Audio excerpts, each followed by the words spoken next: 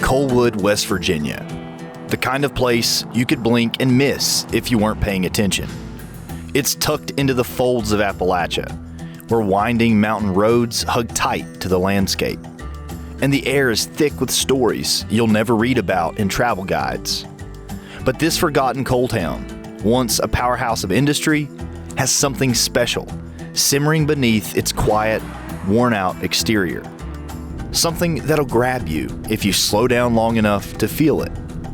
You can't help but notice the ghosts here of men, of dreams, of an era when black gold fueled the nation. Coalwood was more than just a speck on a map.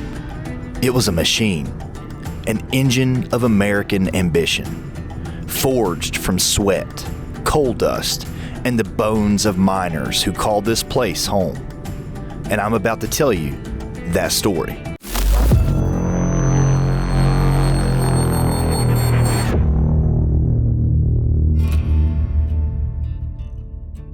Picture it, the early 1900s. George Carter, the man with a vision and deep pockets, rolls into these hills, not on a train or in a car, but on the back of a mule. He sees something others don't. He buys up 20,000 acres of coal-rich land and builds a town from the ground up. A self-sufficient world of houses, schools, a company store, even a doctor and a dentist on call. This wasn't just a mining camp. This was a model town, a testament to the American industrial dream. Carter knew his workers needed more than just a paycheck to keep their heads down and dig deep. They needed a life. And for a while it worked. Coalwood thrived. The mines were rich, the coal seams seemingly endless, and the town pulsed with life. But as with any story fueled by industry, it couldn't last forever. In 1922, Carter sold everything to Consolidation Coal Company, one of the biggest names in the game. They pumped money into Coalwood, modernizing the town, expanding the operation.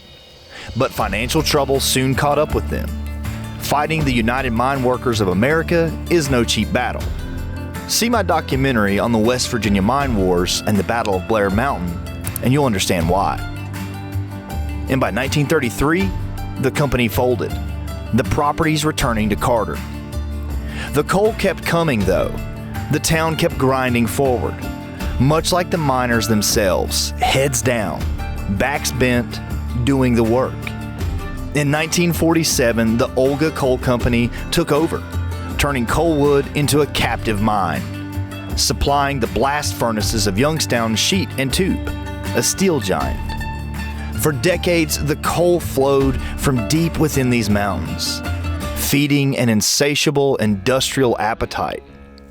The steel mills of America's Rust Belt were hungry, and Coalwood was happy to feed them. But then the 1980s rolled around, and the bottom dropped out. The American steel industry was crumbling under the weight of globalization, bad trade deals, and the relentless march of time. LTV Corporation, which had absorbed Olga Coal Company, shut down Coalwood's mine for good in 1986. The coal was running out, sure, but so was the demand. After 80 years of hard, dirty work, the lifeblood of the town was gone. The tracks that once carried coal to the world ripped up, the prep plant demolished, and the silence that followed was deafening. Coalwood should have died right there. It should have faded away like so many other Appalachian coal camps. But it didn't. Not entirely. Because right when the last breaths of coal dust settled, something extraordinary happened. A story, a book to be exact, burst onto the scene, breathing life back into this fading town. Rocket Boys, written by a Coalwood native named Homer Hickam Jr., told the world a story of hope, of resilience, of kids with a dream bigger than the coal mines they were supposed to end up in. Homer and his friends, dreamers, misfits, scrappers, looked up from their lives of predetermined futures and dared to imagine something else. In a place where the stars were usually hidden behind coal dust and low expectations, these boys decided they were going to build rockets. And not just any rockets. Rockets that could soar. Rockets that could take them far beyond Coalwood's borders. They scavenged parts, battled through failures, and kept pushing forward. Not because anyone believed they could do it, but because they believed in themselves. Rocket Boys was more than just a memoir. It was a beacon of hope for anyone who ever thought their fate was sealed. By 1999, Hollywood came calling. October Sky, the film adaptation, was a hit. Suddenly, Coalwood, this tiny, forgotten place tucked away in the mountains, was thrust into the spotlight. People wanted to see where these boys grew up, where dreams collided with harsh reality, and where rockets once pierced the Appalachian sky, right here at Cape Coalwood. Tourists came. They wanted to touch the ground where Homer Hickam stood, to breathe the same air, to feel the pulse of a town that refused to die quietly. But Coalwood today, it's more of a whisper than a shout. The coal's long gone. The Olga Tipple and Company store, once the heart of the town, have been razed to the ground, leaving nothing but grass and memories in their place. The grand Tudor-style apartments, meant to add a touch of class to this gritty coal camp, are left abandoned. The high school where Homer Hickam first dared to dream of space is crumbling. The old prep plant, just a pile of ruins. Still, even among the decay, there's life, if you know where to look. Homer Hickam's childhood home still stands, a quiet sentinel of a story that refuses to fade. The machine shop where bits of rockets were tinkered with, where coal company mechanics once worked, remains upright, though weathered and tired. And the church, Reverend Richard's Chapel, still stands, small but sturdy, much like the town itself. The swimming pool's long since been drained, and the bakery that once filled the air with the smell of fresh bread is just a memory. Yet the bones of this town are still here, a stubborn testament to its past. The annual October Sky Festival, which used to draw thousands of visitors to Coalwood each fall, eventually moved to Beckley, another coal town struggling to hold on to relevance. And like so many other things in 2020, it was canceled due to the pandemic. Will it ever return? That's hard to say. But what's certain is that Coalwood's story isn't done being told. This place may look like just another abandoned coal camp on the surface, but Coalwood is more than the sum of its parts. It's a symbol of resilience, of refusing to accept the cards you've been dealt.